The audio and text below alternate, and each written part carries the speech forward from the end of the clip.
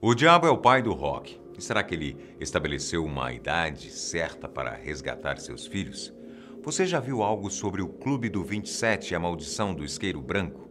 Pelo sim e pelo não, vale a pena assistir esse vídeo até o fim e já deixar o seu like e inscrever-se no canal. Não se esqueça de ativar o sininho antes de completar os seus 27 anos. Eu sou o Boco. Seja bem-vindo ao canal Fatos Desconhecidos.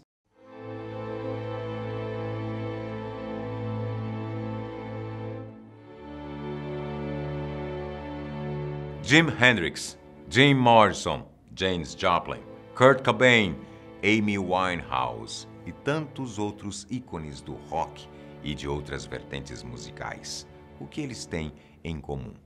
Todos morreram aos 27 anos em situações misteriosas ou bem complicadas. Pelo menos 3 destes nomes, além da idade, têm outro fator em comum: o isqueiro branco. Jim Morrison, Jimi Hendrix e Janis Joplin foram encontrados mortos e com um isqueiro branco no bolso, típico de usuários de drogas que de fato eram. Além da idade em que morreram e do isqueiro, há uma outra coincidência óbvia aí. Você não acha? A letra J de seus nomes. Mas apesar de não ter J no nome, mas ser vizinho ali na ordem alfabética, Kurt Cobain seria mais uma vítima da maldição do isqueiro branco, além de pertencer ao clube do 27. Nem só de músicos vive o clube do 27. O nova-iorquino Jean-Michel Basquiat foi um dos famosos grafiteiros neo-expressionistas entre os anos 70 e 80. Basquiat, apesar de não ter ficado famoso como músico, aventurou-se com uma banda chamada Grey. Fez participação no cinema e até namorou uma ilustre desconhecida em 1982. No ápice de sua carreira, o jovem artista estava completamente envolvido com drogas e vivendo uma paranoia sem fim, como relataram seus amigos. Sua carreira de sucesso lhe rendeu uma capa na The New York Times, mas pouco tempo depois, Basquiat, aos 27 anos, foi encontrado morto em seu estúdio em 12 de agosto de 1988, após usar um speedball, um poderoso coquetel que combina cocaína e heroína. O Clube do 27 ficou famoso no final da década de 60 para o início da década de 70, após a morte de grandes nomes da música mundial, coincidentemente, aos 27 anos. Os primeiros da lista foram Dickie Pride, Brian Jones, Alan Wilson, Jimi Hendrix, Janis Joplin e Arlester Dyke Christian. A partir daí, a idade em comum nas mortes, mas o nome Clube do 27 só se deu de fato depois da morte de Brian Jones, guitarrista da banda Rolling Stones, em 1969. A lista de membros do clube pode ter começado lá no século XIX, com a morte não esclarecida de um prodígio brasileiro, o compositor, pianista e crítico musical Alexandre Levy, em 17 de janeiro de 1892.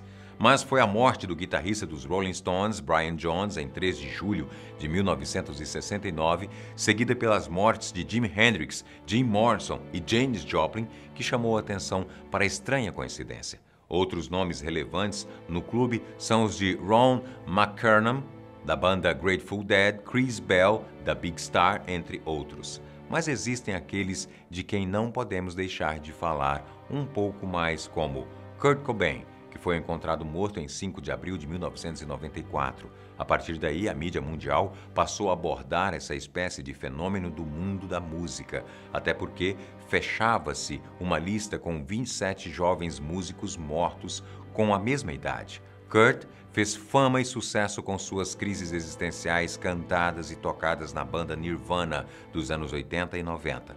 Após casar-se e ter uma filha com a também música do rock Courtney Love, vocalista da banda Hole, o músico que lutava contra o vício em drogas suicidou-se em seu sítio. E falando em Courtney Love, enquanto a viúva de Kurt ainda vivia o luto, outra pessoa muito próxima a ela tornou-se a próxima do clube. A baixista da banda Hole, Kristen Pfaff, morreu por overdose de heroína em 16 de junho de 1994. Com 2 mortes semelhantes de pessoas com a mesma idade tão próximas, a sobrevivência de Courtney pode ter se dado porque a maldição não lhe alcançaria, já que estava prestes a completar 30 anos de idade. Faz sentido? O maior guitarrista de todos os tempos, Jimi Hendrix, entrou para o Clube do 27 no dia 18 de setembro de 1970. O ícone do rock and roll morreu por asfixia depois de uma overdose de analgésicos, o que teria ocorrido por suicídio ou homicídio, não se sabe ao certo. Na mesma época do sucesso de Hendrix, Jim Morrison também explodia no rock com a banda The Doors. Suas letras poéticas, voz marcante e o blues envolvente da banda enlouqueceram o público. E a Morrison também. O vocalista também era mais um dos viciados em drogas do mundo da música que entraria para o famoso clube, mas antes teve que enfrentar a aposentadoria da banda devido à sua incapacidade de tocar por causa do vício.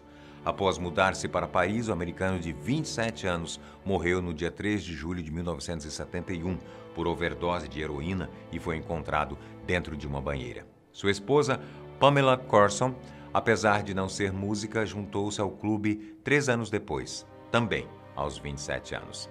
Janis Joplin revolucionou a história de mulheres do rock com sua voz e performance marcantes, mas morreu cedo, em 4 de outubro de 1970, 16 dias após Jimi Hendrix. Causa da morte, overdose de heroína agravada pelo consumo de álcool. Ela lutava contra o vício que se agravou com o sucesso em sua carreira na música, mais uma no clube. Outra morte que causou tanto burburinho sobre o clube do 27 quanto a morte de Kurt Cobain foi a da inglesa Amy Winehouse no dia 23 de julho de 2011. A cantora viveu um grande sucesso mundial, mas por um breve período de tempo. O histórico de abuso de drogas e álcool, em comum com tantos outros de que já falamos aqui, também lhe trouxe uma relação conturbada com a fama, levando-a à morte por envenenamento após o consumo exagerado de álcool. Se o diabo é o pai do rock e vem levando seus prodígios ao longo de todos esses anos, não sabemos ao certo, mas uma morte intrigante é famosa nesse meio, a de Robert Johnson. O grandioso artista do blues teria morrido por envenenamento por estricnina, veneno para ratos. Mas existe o mito de que o músico, que foi um dos precursores do rock clássico, tenha sido resgatado pelo próprio diabo, já que teria feito um pacto com ele. O pacto teria ocorrido numa encruzilhada no interior do sul dos Estados Unidos, quando ele já tocava, mas ainda não tinha qualquer sucesso. Depois do pacto, de repente, ele começou a tocar como ninguém, tornando-se referência para tantos outros músicos de sucesso como Eric Clapton, Jimmy Page, Jeff Beck, Keith Richards. Seu estilo singular de tocar guitarra era inigualável em sua época, lá pela década de 30. Por esse motivo, foi que nasceu o mito da encruzilhada. Verdade ou não, o fato é que Robert Johnson entrou para o Clube do 27 no dia 16 de agosto de 1938. Voltando à cena de Seattle, berço do grunge, a artista promissora na música alternativa local, Mia Zapata, da banda The Kids, foi sequestrada, espancada, estuprada e estrangulada no dia 7 de julho de 1993, também aos 27 anos.